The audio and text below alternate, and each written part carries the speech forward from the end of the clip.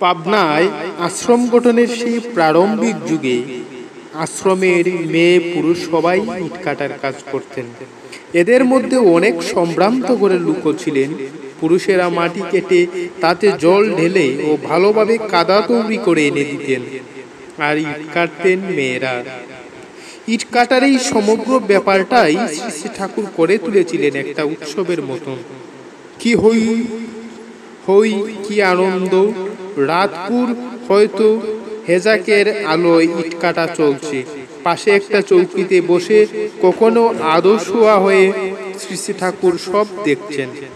গল্পচ্ছলে কর্মীদের নিরন্তর জুগিয়ে চলেছেন স্ফূর্তি ও প্রেরণা, ফলে কাজ চলাকালে কেউ কখনো ক্লান্তি অনুভব করত না। পাবনার আশ্রমে বিদ্যুৎ সরবরাহের জন্য ছিল ডায়নামো। ডায়নামোতে মাঝে মধ্যে প্রচুর জল ঢালার প্রয়োজন হতো। তখন সবাই লাইন দিয়ে দাঁড়িয়ে পদ্মা নদী থেকে কলসি করে হাতে হাতে ধরে জল এনে ডায়নামোতে ঢালতেন। সেও যেন এক উৎসব। এ যুগে সমগ্র আশ্রম পরিবেশটাই যেন প্রাণোচ্ছল আনন্দের দোলায় দুলত। সর্বত্র ছিল একটা প্রীতির বন্ধন। প্রতি কাজে শ্রী শ্রী ঠাকুরের শারীরিক উপস্থিতি দূর করে দিত সব ক্লান্তি। দুষ্ট মনের বিস্ফোরণ আপনা থেকেই হীনবল হয়ে পড়ত। ভক্তবৃন্দর সঙ্গে শ্রী শ্রী ঠাকুর কীর্তন করছেন সে সময় কখনো কখনো ঘন্টার পর ঘন্টা ধরে চলা লীলা কীর্তন। তখন আহার নিদ্রা হুঁশ কারু থাকতো না। সেই তাণ্ডব কীর্তন প্রাবল্যে বেসে গিয়েছিল মানুষের সকল প্রকার দুষ্কর্মের যুগ। কীর্তন আনন্দের মধ্যেই দুশ্চরিত্র কখন যে সুচরিত্র হয়ে উঠেছে তা সে নিজেও জানতে পারেনি। কোনো সময় ভক্তের সহস্তে তেল মাখিয়ে সবাইকে নিয়ে পদ্মায় যে স্নান করাচ্ছেন প্রেমের ঠাকুর, স্নানান্তে আবার সবার গা হাত পা মুছিয়ে দিয়েছেন মায়ের সোহাগে। এ সময় কারু কোনো রকম আপত্তি টেকেনি।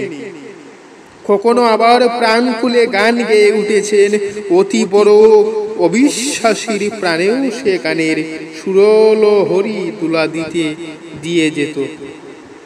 সেই কালে যদি কেউ ঠাকুর বুকের জন্য কোনো জিনিস আনত, দয়াল ঠাকুর হয়তো তা সহস্তে গ্রহণ করেছেন, তারপর উপস্থিত সকলকে বিতরণ করে নিজে হয়তো এক কণা গ্রহণ করেছেন।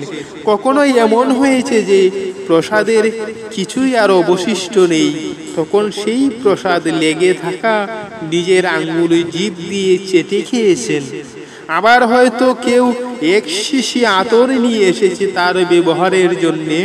শিশিটি হাতে নিয়েই মুখ খুলে উপস্থিত সবার গায়ে একটু একটু করে দিয়েছেন এ আতর। শেষে 2-1 ফোঁটা হয়তো নিজে গ্রহণ করেছেন। এর নিত্যলীলা সে যুগে অহরহই চলত।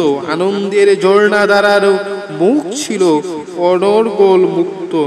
শ্রী শ্রী ঠাকুরের প্রতিটি আচরণ ভক্তবৃন্দকে বারবার স্মরণ করিয়ে দিত দাপরের সেই বৃন্দাবন লীলা, এই কালকৃষ্ট সংসারের পদ্মা পারের সেই অনির্বচনীয় রূপ মাধুরীর অপরূপ অবনীব লীলা দেখে মানুষ মনে করত তার যমুনা পুলিনে শ্যামরাইকেই দেখছে।